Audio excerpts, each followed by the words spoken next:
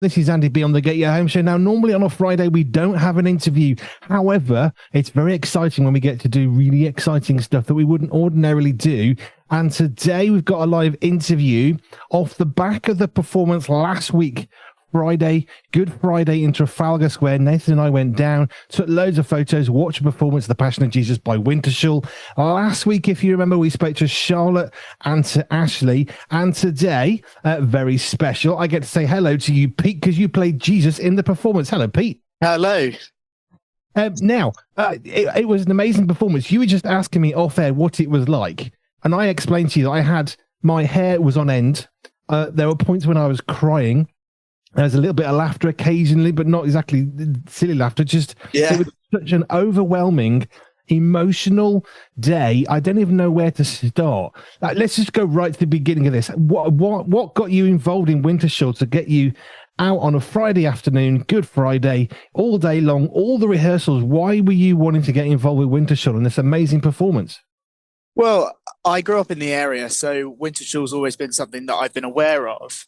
And, I went to see it as a child, the summer show that they do, The Life of Christ, but I'd never actually been up to see the Trafalgar Passion myself until I was in it as the understudy in 2019, back when James Burt Dunsmore was in the lead role. And obviously he was in that role for a long, long time and, did such an amazing job with it that obviously being the understudy, the natural kind of evolution was to take over the main role itself, and that was such an exciting prospect for me. As a young kind of actor straight out drama school, it was sort of my first big gig that I got. Really was doing this show, and it's been such an amazing journey for me.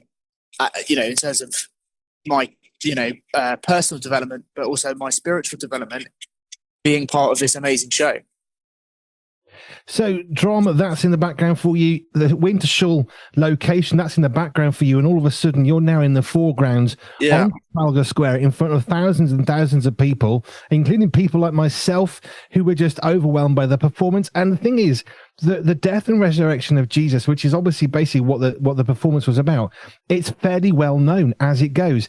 And yet I found myself constantly thinking, I did not think about that interaction or that perspective. Like, for example, a photo we took, and it was of you, and in between us and you, we were in the press pen, was a guy with a mobile phone taking a photo of you doing your acting. And somehow that was one of the most emotional moments of the entire performance to me, because the whole point is, in Trafalgar Square, this effectively is what it would have been like. Jesus would have been amongst the crowds. And it just took me from 2026 to 2000 years ago, when Jesus would have been walking amongst people just like you were.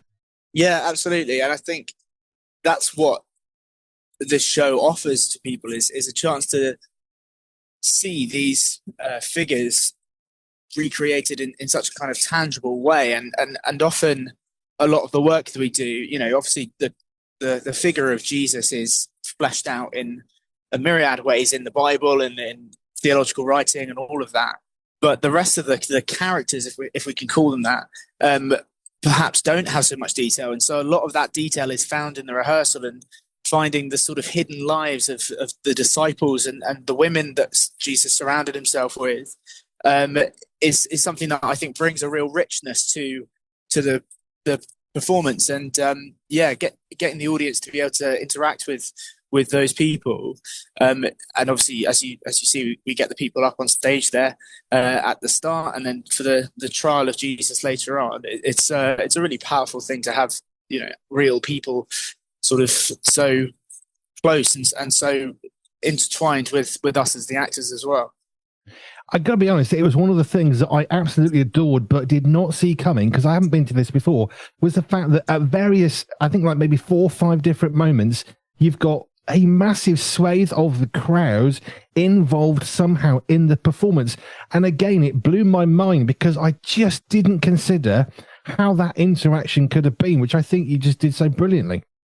Yeah, I think obviously it depends who's sitting at the front, really, in terms of how willing they are to get up. But I think the fact that it's elephant in the room, it's the last year that we're doing it.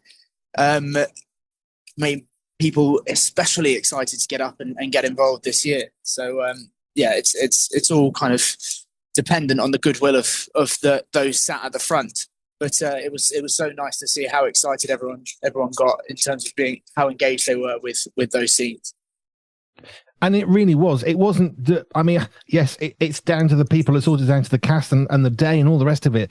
But it was phenomenal to see people, whether it was waving the palms or whether it was greeting the character of Jesus as you came back from being dead on the cross into the tomb, and then you walk back into the crowd, and yet people were, I don't know, it was like lightning. It was, I can't put it another way. People were just immediately, wholeheartedly, fully engaged in everything that was going on.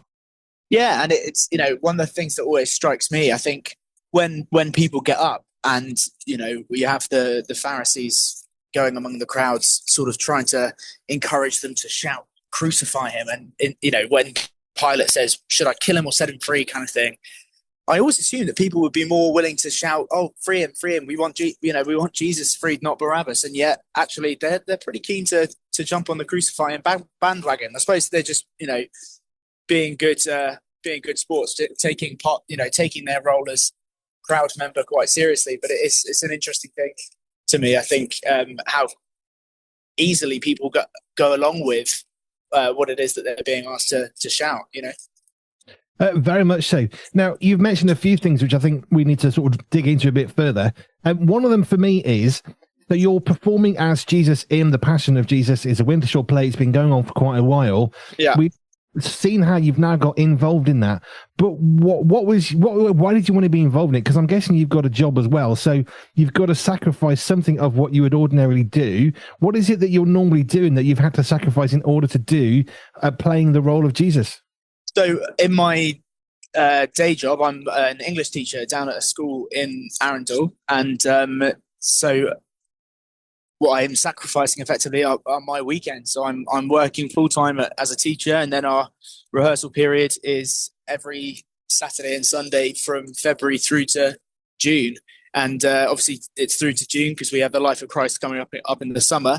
And the school I work in now and schools that I worked in previously have been very generous in allowing me to take a week off of teaching to go and be in these productions because obviously the Life of Christ takes place during the term time because a lot of the audience who come and watch that show are school children. So, it's obviously by that point, my exam classes are all kind of well into the thick of their exams. So there's, no one's being negatively impacted, I suppose, by my absence. Well, hopefully, but I rely on the generosity of my colleagues and of the students to enable me to do this wonderful thing. Because obviously, while it's a very important piece, and while it's something that I think has a great deal of significance, not only to the people who watch it, but also to the people that take part in it, it's also a lot of fun. I get a lot of joy out of working with the Wintershall cast, especially considering most of them or many of them have been in it since the beginning, since the late 90s, early 2000s, and so it's very much like being part of a big family, I suppose, in that way. You said that it's developed a bit about who you are because you came out of drama college, and this has been part of that journey. You also talked about how it's been part of your spiritual journey. What were you meaning by that?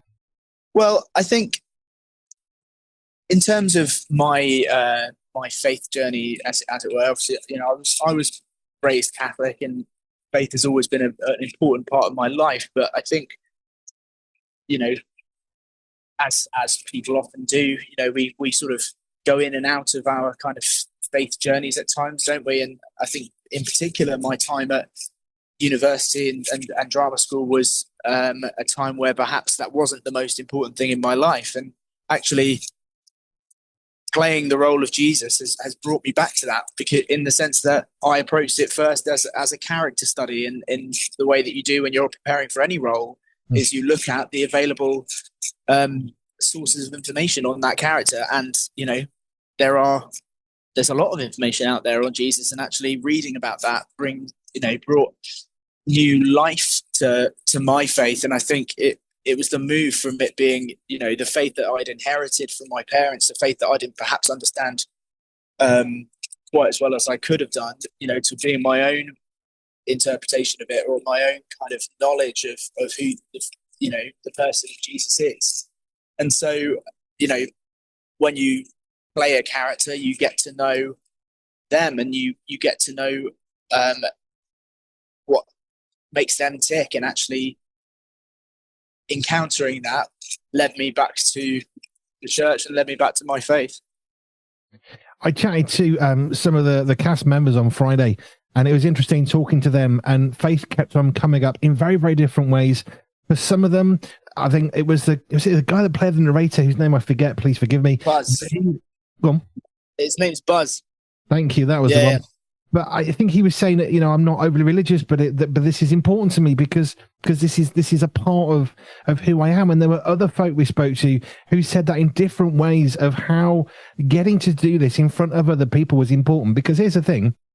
People listening or watching probably didn't notice, but you were barefoot, and an awful lot of the cast were. We're not talking about a nice heated floor. This is, stone slabs on the floor. I picked up a safety pin that was rusty when I was chatting to one of the cast. I just thought, no, that's not going to stay there. But this was a very committed performance. Yeah, I think, the barefoot angle, I often get questions about that. And I think, well, it's partially a historical accuracy thing and partially a actor thing. I think actors have all sorts of different processes for getting into a role. And for me, one of them is literally putting myself in the character's shoes. And so I'll try and work out what shoes I'm wearing for a performance in order to kind of get into that character's mindset. And then thinking about Jesus, my options were sandals or bare feet. And I think considering how much running around we do, and we didn't do it this year, but in the past we've had sort of more physical theatre elements where I'm climbing over the disciples and that sort of thing, and just the practicalities of it meant that it was easier to go about in bare feet. And well, it's not as cold as you might think, but it's nice to see that's spread to a number of the other members of the cast as well. It was. I interviewed quite a few, and there were bare feet among them. All people who were about to go barefoot were just wearing it as they were preparing for it. So the Passion of Jesus, this was the last year at Wintershall. We chatted to Charlotte last week, who shared a lot of the reasons why that is the case. But of course, it carries on at Wintershall, the home of where this play began. Have you got continuing involvement now in what Wintershall are also continuing to do? Well, insofar as I take part in the life of Christ, yes. I'm not involved in the education side of things, which forms a large part of their work, and seeing how the education aspect of the Wintershall charity has developed over the last few years has been a real joy, because we've actually had some experience of it ourselves as the cast, because Lucy, who runs does a lot of work with the education aspect of things, led us through a kind of breakdown of a Passover meal and sort of the symbolism of each of the elements of it, and why that has an impact on the Last Supper. And so, things like the morsel being dipped in the dish being actually not just, if you don't know what that means, it kind of doesn't have as much significance unless you know how important that was to the meal and to those followers of Jesus, and sort of how they would have interpreted that. So, yeah, we got to kind of benefit from the education aspect of it. So, yeah, there's the education part, there's the life of Christ, as I said, which is, such a treat. I think because we have a lot of school children coming to see it, we get, I'll get sort of little cards or notes that they'll write for me. I've got them all kept in an envelope at home, including, one that a child did manage to do a drawing of me during the performance, and actually, quite a beautiful drawing, which I'll treasure, for the rest of my life, really. And so, while obviously the Passion in Trafalgar is a really powerful spectacle where you get, huge crowds coming to see it, there's something to be said for the life of Christ and the impact that has on the thousands of school children that come to see that as well. just take us through some of last Friday then, because obviously this was special for a number of reasons. It's the 15th performance at Trafalgar Square alone. We've had revealed that that's probably going to be the last time that's going to happen. But take us through your day on Friday, because I know, having chatted to Charlotte and Ashley, it's a very early start for the cast. They have to go very early, get to Wintershall, get on coaches, come into Trafalgar Square. But where did your day really begin for you on the Good Friday? Well, I'm, one of those unlucky few getting the coach up with the others from Wintershall. So we get the coach about 6:30 in the morning. I did, toy with the idea of maybe getting myself a hotel up in London for the night before the last one. But actually, it's all part of the fun, is coming up on the coach with everyone. So, so we get the coach up about 6:30. We're in the square for about 8:30. And obviously that's the first time that we are all together as this cast in that space. So, we need to walk the space, and, we rehearse in a barn down in Wintershall. So we need to get used to the size of things, where the scenes are taking place, etc. Because, while there are some old hands in the company, there are also some people who, this is their first time taking part in the play. So, showing them where all the kind of exits and entrances are that we've been talking about in rehearsal. So that all takes place in the first sort of hour or so. We'll go over notes, go over, the more technical scenes, like the fight scene in Gethsemane, that sort of thing.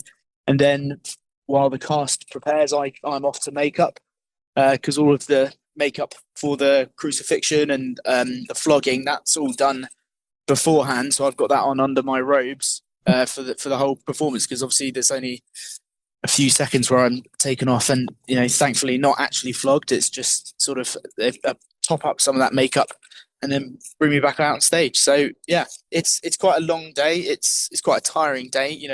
Doing the two shows back to back, somewhat takes it out of you, but it's all good fun. So when did you actually get to go to bed? Was it Friday, Saturday morning? How long a day was it for you? Well, I think I was probably home maybe about 8:00. So once we sort of tidied everything up, and I'd gone out for dinner with some friends afterwards, and then made it home. It was 8:00, and then pretty much straight to bed. So, and then thankfully I've had some time to recover this week before I go back to work next week. And then one thing which it baffles me, this is nothing to do with necessarily last week, but how on earth do you remember the lines? Because this, I can't remember names. I don't know why. It's just one of those things. I can remember car registrations, oddly, but how on earth do you remember all of those lines that you need to be able to get out? Because I guess some of them, maybe you can change it a bit, but there are other ones where you've really got to hit it, because I'm guessing somebody else is waiting for you to say something that triggers the next scene or the next action. Well, I think it's a combination of things. Firstly, obviously, this is my fourth year of doing the show, so there are some bits that sort of come back to you once you start rehearsing again. There's a degree to which, while there are obviously certain lines that are scripturally based, and certain lines that, like you say, are used as cues for others, there is a little bit of wiggle room with what we're saying. And I think there are certain times where perhaps I'm not saying exactly the same thing for each show, but it's something that as a cast we're all quite used to. So people do really well to just keep the ball rolling, even if they're not quite sure, even if I've said something that's not exactly what they were expecting. Okay, there's two really obvious questions. One, what was the hardest part for you in terms of the performance on Good Friday last week? What was the most difficult, challenging element for you? I think there's a couple of moments. I think, the crucifixion is hard. It is hard putting yourself in that kind of situation, and actually trying to focus on giving a good performance of someone who is dying on a cross, actually experiencing what they are experiencing without kind of I don't know, I suppose, without overdoing it, and without causing myself actual injury, and still remembering to deliver the lines, and still remembering to to do what I'm supposed to be doing, but also I think seeing the responses that people have to me on the cross. Like, I've worked with these guys for a number of years now, and I know there's one cast member in particular, Trish, who says, "Oh, every time I see you up there, it just makes me cry." And I love Trish, and I love working with all of those guys, and actually seeing their faces watching me on the cross can be quite harrowing, really. So that's one of the moments, I think. And then the other is the resurrection itself. And I think that's almost for the opposite reason, which is that rather than being filled with sadness and pain, as you often are in the crucifixion scene, it's being filled with joy and actually almost trying to hold it together towards the end of the show, especially this year, knowing it was our last one for a while. Holding that joy in and making sure that I was focused on the message. So yeah, no, they're it's tough to describe them as being hard, because obviously it's always a pleasure to be in the production and to do that role. But those are the scenes I'd say have the biggest challenge to them, I suppose. And then the other really, really obvious question is, what was your favourite moment about the Good Friday performance of the Passion of Jesus in Trafalgar Square last week? I think one of my favourite moments for sure, and it's always a joy to do, really, is there's a bit in the resurrection scene where I've come and revealed myself to Mary Magdalene, and then I have to go and hide in the audience. And in one of the performances, there was this little lad sat at the front with his dad who, was calling Jesus, Jesus when I was coming down. And so I went, that's who I've got to go to next to. So I went and sat down next to him, and, he was gasping and speaking to his dad. And, it's almost, it's a real privilege, really, to see the impact that even just a guy dressed up as Jesus can have on people in the audience. And, especially sort of seeing the response to it on social media, obviously it's always going to be a bit of a mixed bag, but generally speaking, the feedback's been great, and thinking about how touched people are, really, like you say, it's one of those productions where people are really powerfully moved by what we have to show them. And it is a really, really powerful story, which is why it was so important to have this story. I love how Charlotte talked of her dad creating this. Oh, sorry, I broke up a bit there, Andy. Say again. Yeah, it was just really phenomenal to watch the whole thing. It was amazing. Oh, thank you. Yeah, and we do owe it all to Charlotte and Charlotte's dad in particular. The vision that he had for this production, was phenomenal, and for him to have written this such a powerful account of Jesus's story that kind of draws, it's not focused on one gospel in particular. There's there are elements of all of the gospels being drawn together in a way that is able to turn something that is obviously a very powerful text, or very powerful series of texts in their own right, into a coherent narrative that really hits the highs and lows of Jesus' story. Is such a powerful testament to Peter and what he's been able to give to us as a cast and give to the audience who came to see it. Pete, thank you for your time. I know you're traveling at the moment. You're taking some time out to chat to us, which I'm really grateful for. I want to say thank you to you and the whole cast, really, because it was a phenomenal day. I look back, I still cry as I think about certain things, or we went through the photos. I think we got like 800 photos or something through the day. And going through those, again, it's just triggering sort of emotional responses, because it's not just a powerful story. This is the story of all stories. And it was just so beautifully illustrated, so well delivered across the board from dozens of people that we got to see. You kind of know that there's all other people who you don't get to see, who are doing something, but you don't get to see. But the whole thing, utterly beautiful. So from me personally, thank you. It was an amazing day, and we're just so privileged to have been there. Oh, thank you for coming down, and thank you for your time.